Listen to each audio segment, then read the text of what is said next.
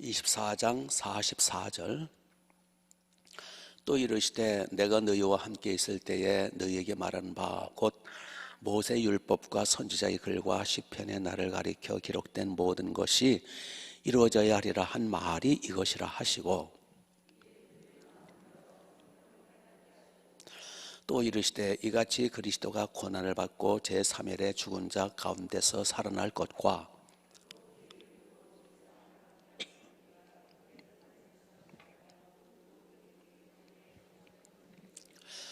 너희는 이 모든 일의 증인이라. 볼지어다 내가 내 아버지께서 약속하신 것을 너희에게 보내리니 너희는 위로부터 능력으로 잎 피울 때까지 이 성에 머물라 하시니라. 아멘, 아멘, 아멘. 예수님은 지금 의심에 쌓여 있는 제자들에게 당신의 부활의 영광을 믿게 하시려고 여러 가지로 작업하시는 모습을 보았습니다. 문 걸어가는데 갑자기 퍽 나타나니까 참 믿기가 힘들죠.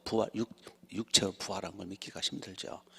그때에 예수님이 손에 못자국을 보여주시고 또 나를 만져보라.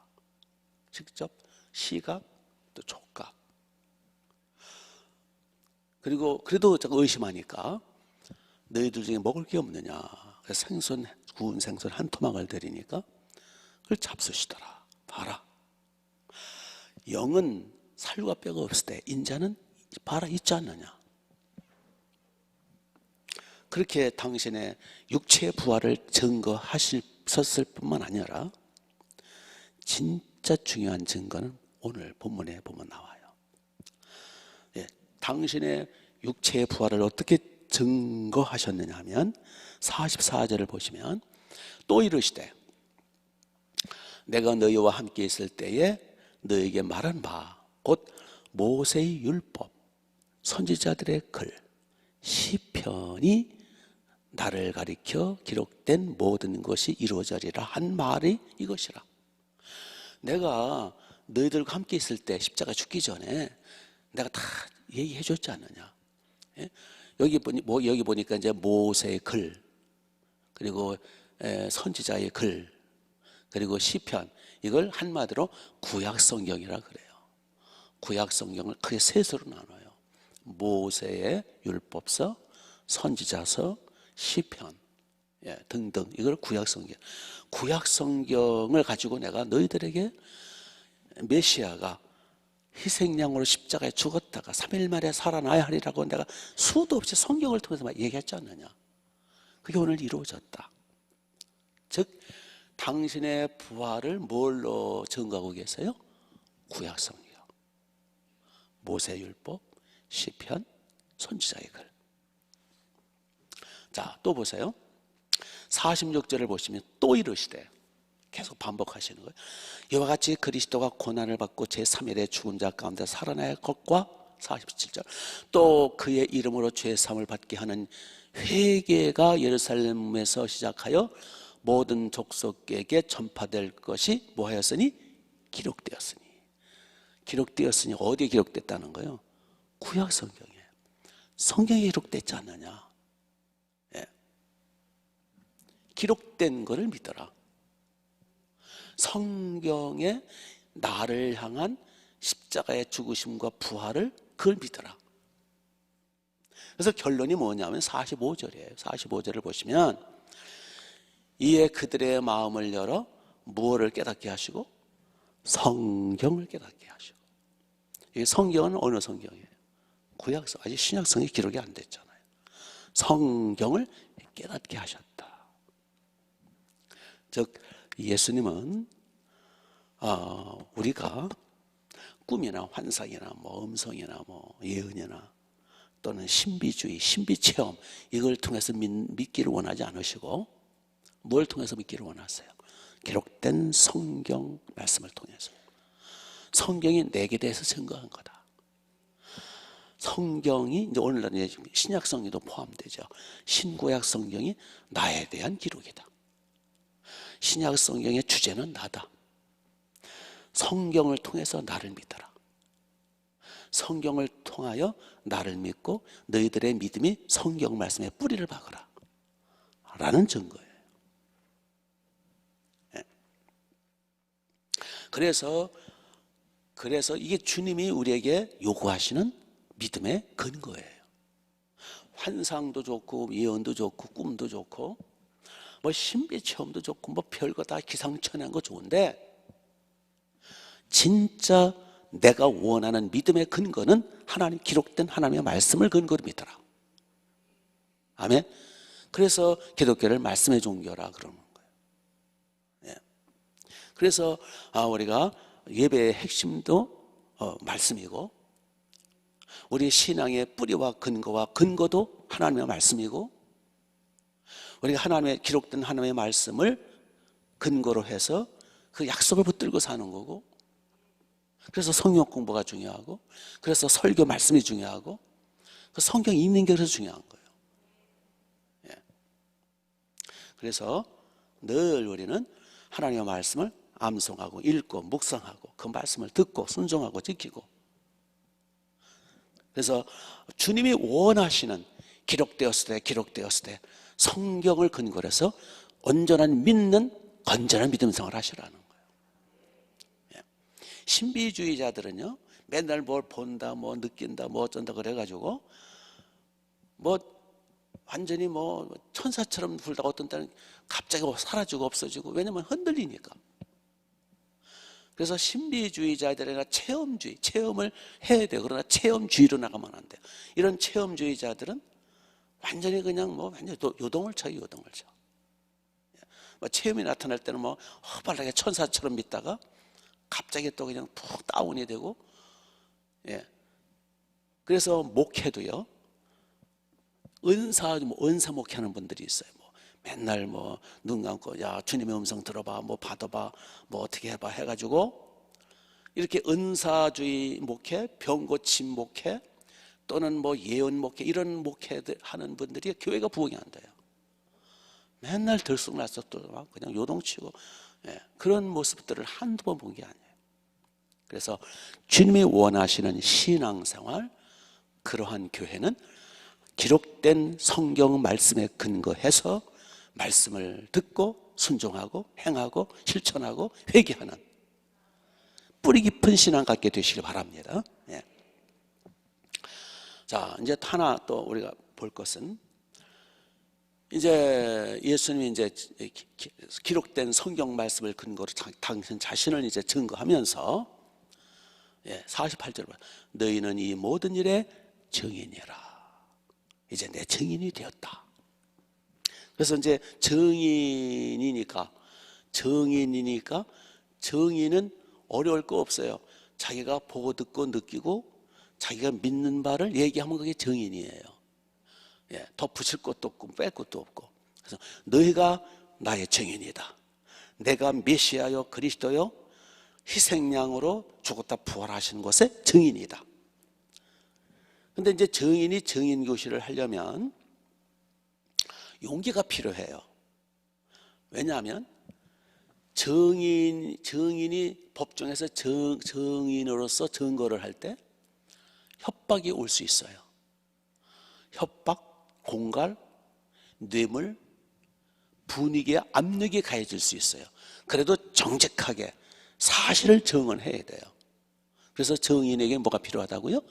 용기와 담력이 필요해요. 우리가 내가 믿는 바를 우리가 증언해야 되잖아요. 예, 그럴 때 용기가 필요해요. 그거를 부인하고 비웃고 그런 사람들에게 흔들림 없이 말할 수 있는 용기가 필요해요.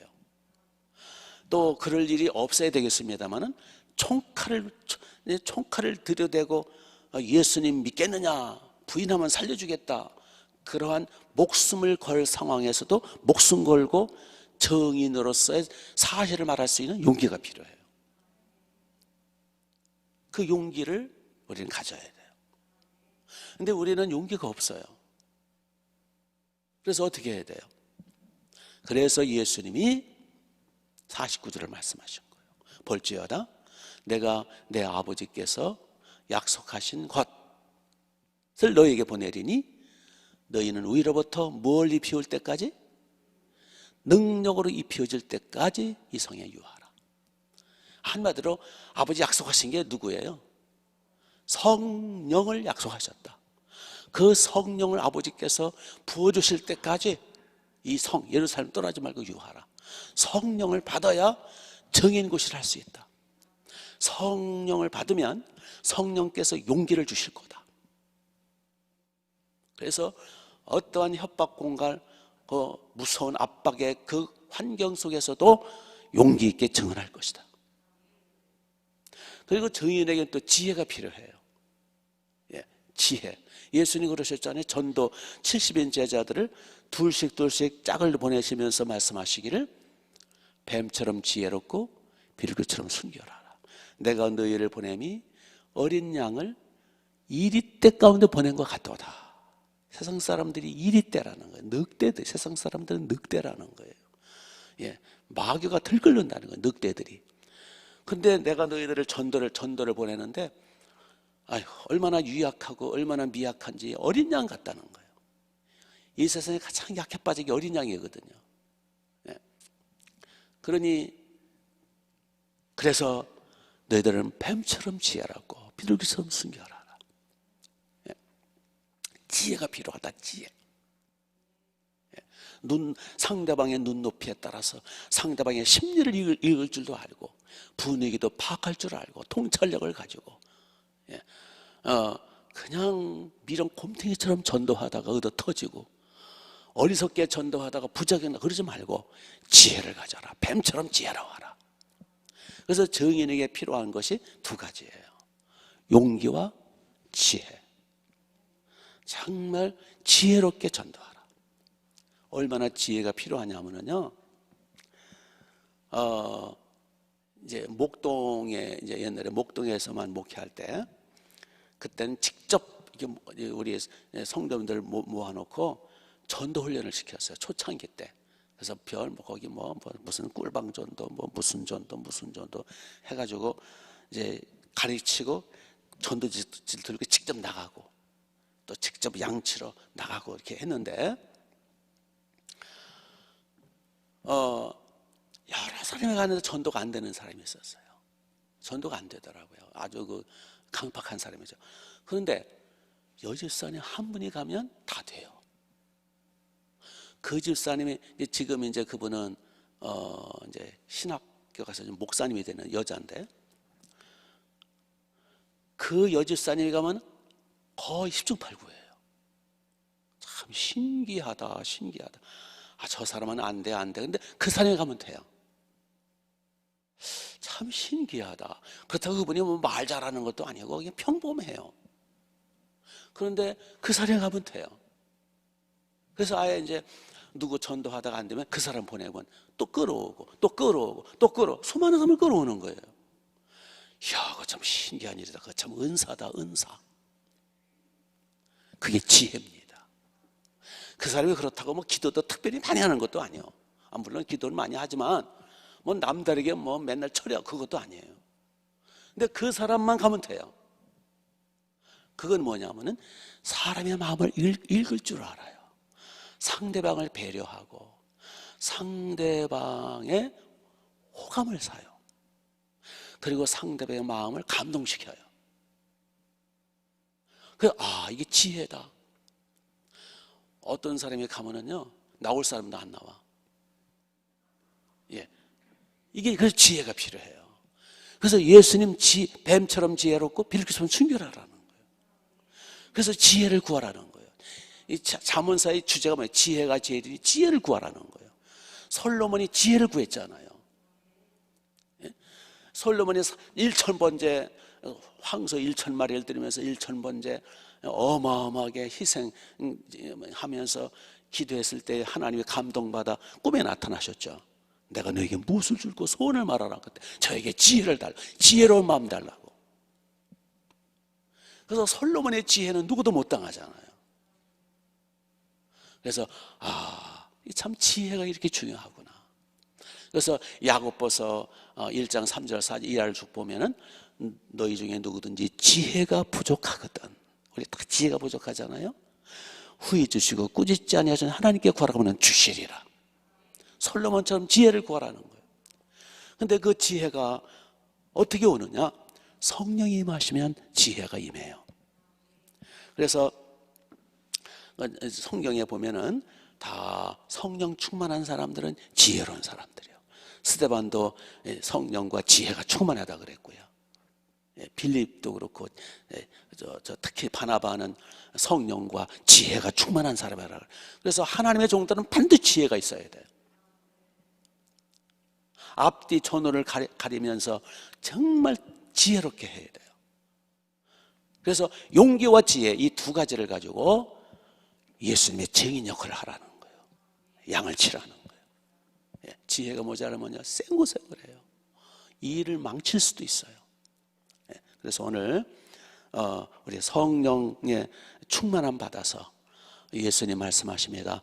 예루살렘 떠나지 말고. 사도행전 1장에 조금 더 자세히 나오죠. 왜냐하면 누가복음과 사도행전도 같이 쓴 사람이에요. 그래서 그 누가가 사도행전, 여기 누가복음 49절 간단하게 아버지 약속하신 성령을 기다려라, 위로부터 능력이 입을 때까지 기다리라고 한 줄로 했지만, 사도행전에는 한 장 쭉 예루살렘을 떠나지 말고 아버지 약속하신 바 성령으로 세례를 받을 때까지 기다려라. 오직 성령이 너에게 마시면 너희가 권능을 받고 예루살렘과 성을 땅끝 내 증인이 되리라.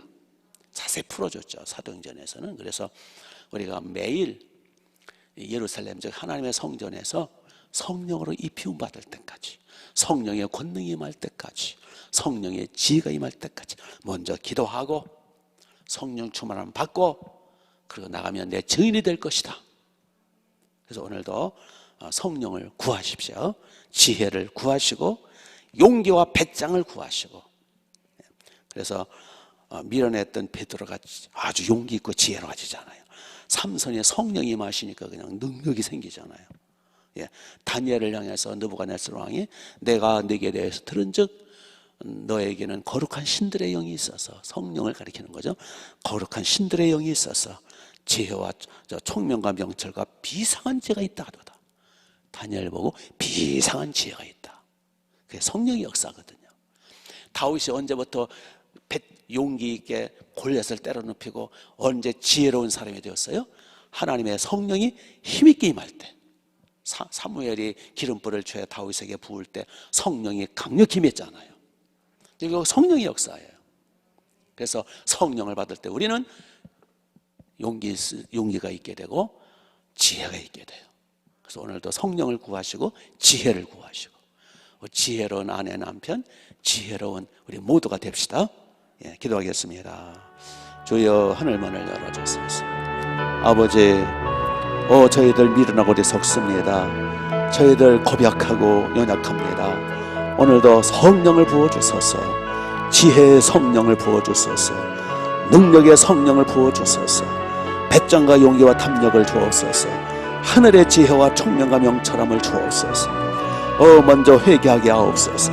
하나님의 어린 양 예수님의 피, 전능하신 보혈로 오늘도 회개하고 속죄받고 성령 충만한 하늘의 지혜와 능력을 얻어서 오늘도 지혜롭게 양을 치며, 오늘도 용기 있게 지혜롭게 하나님의 나라를 위해 헌신하며, 지혜로운 엄마, 지혜로운 아빠, 지혜로운 우리 모든 직장인들, 사업도 모든 것도 요셉처럼 지혜롭게, 모든 것을 지혜롭게 하늘문을 열어주옵소서. 하늘의 지혜를 주옵소서. 하나님의 나라 확장을 위하여, 사명을 위하여 우리에게 성령의 권능과 지혜와 능력을 주옵소서. 기도의 문을 열어주옵소서. 예수님의 이름으로 기도